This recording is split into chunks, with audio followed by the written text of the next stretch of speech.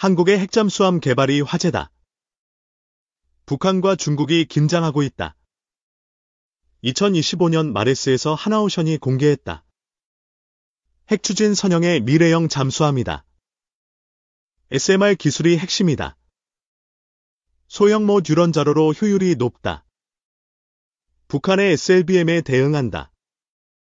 중국의 해상 패권을 견제한다. 미국의 승인 없이 가능하다.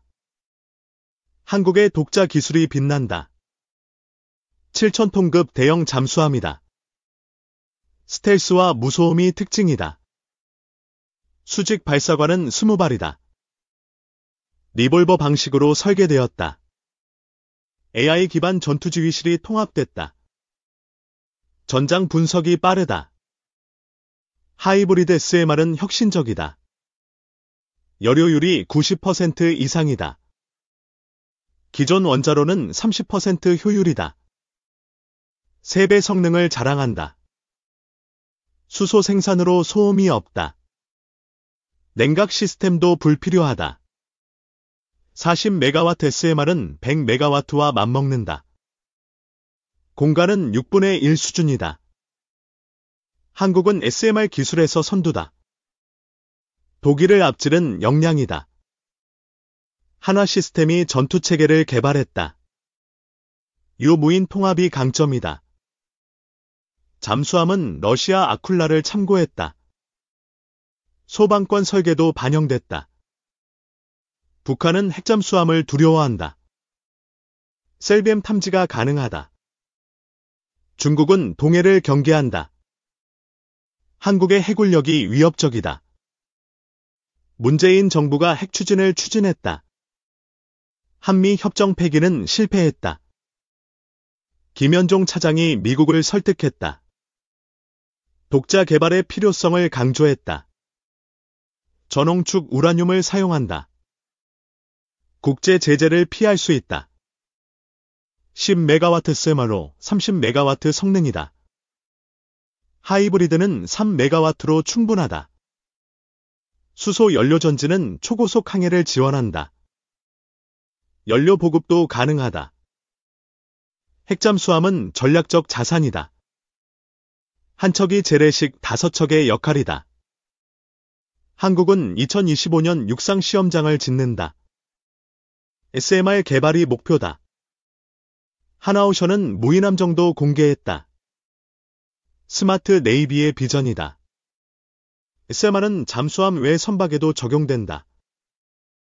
친환경 에너지로 주목받는다. 2030년대 상용화가 목표다. 정부는 2조 5천억을 투자한다.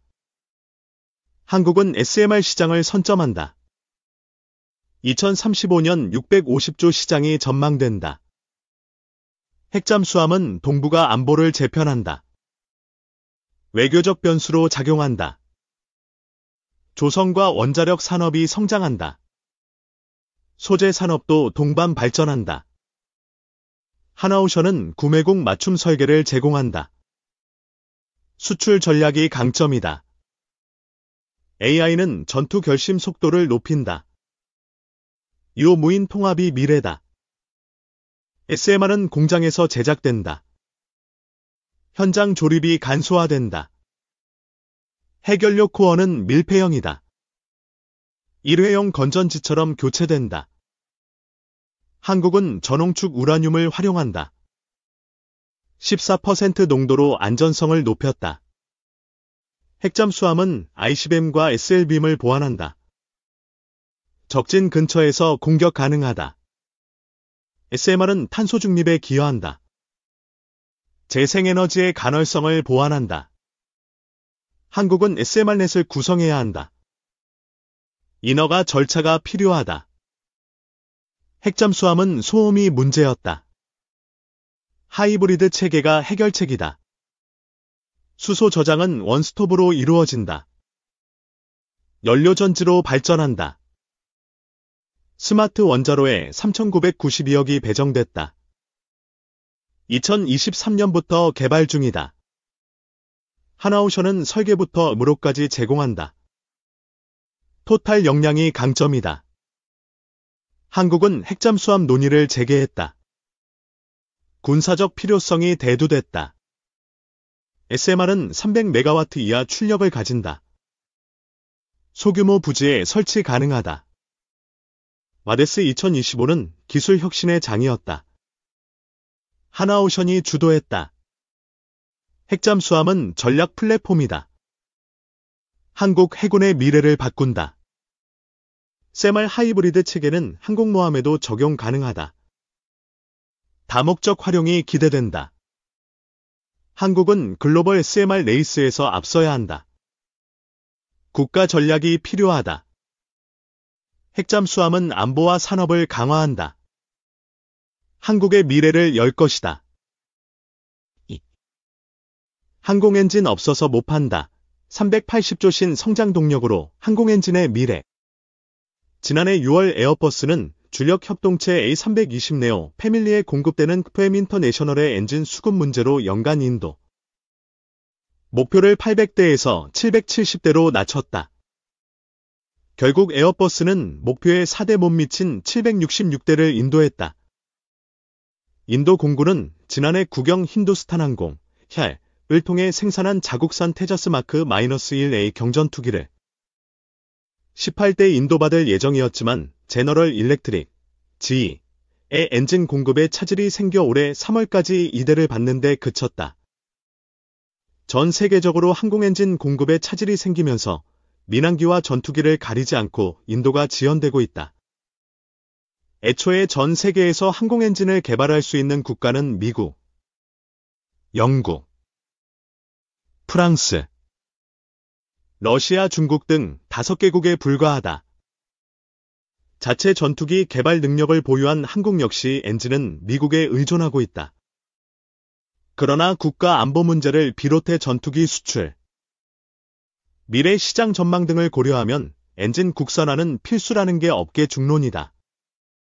국내에서는 하나에어로스페이스와 두산에너빌리티가 이 시장에 뛰어들었다.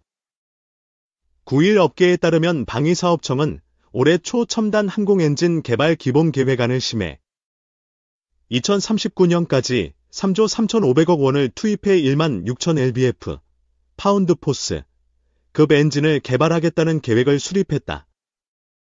한국형 전투기 KF-21 보라매에 탑재된 GF414의 400의 1만 4,770lbf보다 높은 성능을 낼 수 있는 것이다. 항공엔진은 전투기 원가의 30%를 차지하고 수출할 때는 엔진 개발국의 허가를 받아야 한다. 이 때문에 항공우주사업 발전을 위해서는 항공엔진 국산화는 피할 수 없는 과제다. 비슷한 사례로 지난 2020년 K9 자주포의 UAE 수출을 앞두고 파워팩, 엔진 변속기 제조사인 독일 MTU가 수출을 거부하며 계약이 무산된 경험이 있다. 이는 국산 엔진 개발 사업이 정부 주도로 본격화하며 지난해 국산화에 성공한 계기가 됐다. 이런 시장 상황으로 인해 미래 전망도 밝다. 글로벌 시장조사기관 포천 비즈니스 인사이트는 2032년 항공엔진 시장 규모가 2,797억 6천만 달러, 약 381조 원 수준이 될 것으로 전망했다. 항공엔진은 한번 개발하면 파생되는 기회가 많다. 여객기의 경우 3만에서 5만 lbf급 엔진이 필요하지만 전투기와 기술이 크게 다른 것은 아니다. 전기차의 플랫폼처럼 핵심 부품을 기반으로 전면부 팬의 크기를 키우면 여객기, 줄이면 전투기 엔진이 되는 식이다. 향후 동유럽, 중동 등에서 자체적으로 전투기를 개발하면 엔진을 공급하는 청사진도 그릴 수 있다. 이 경우 유지 보수 정비, MRO에서도 막대한 영향력을 미칠 수 있다. 실제로 전투기는 통상 초기 도입비는 30%에 불과하고 유지보수 비용이 70%에 달하는 것으로 알려졌다. 최신 기종인 F-35A의 경우 1대당 연간 운용비가 47억 원에 이르는 것으로 전해진다. 해외에 의존하던 주요 부품 공급망도 국산화할 수 있다. 김원욱 하나에어로스페이스 첨단엔진 사업단장은 지난 우주항공 리더 포럼에서 항공엔진 원가 비중의 약 80%는 소재 및 부품 단위에서 발생해 첨단 항공 엔진을 개발하면 수입에 의존하던 소재와 부품들을 국내 100여 개 기업이 대체할 수 있을 것이라고 말했다. 국내에서는 한화에어로스페이스 012450가 1979년 면허 생산을 시작해 지난해 1만 대 누적 생산을 돌파했다. 풍부한 경험을 기반으로 설계와 제조는 물론 무로까지 통합 솔루션을 제공하는 것이 가능하다. 여기에 후발주자인 두산에너빌리티 034020가 참여하며 입하 전 구도가 됐다. 항공 엔진과 구조적으로 유사한 발전용 가스터빈을 세계에서 5번째로 개발했고 고온 부품 자체 개발 역량을 보유했다는 것을 강점으로 내세운다.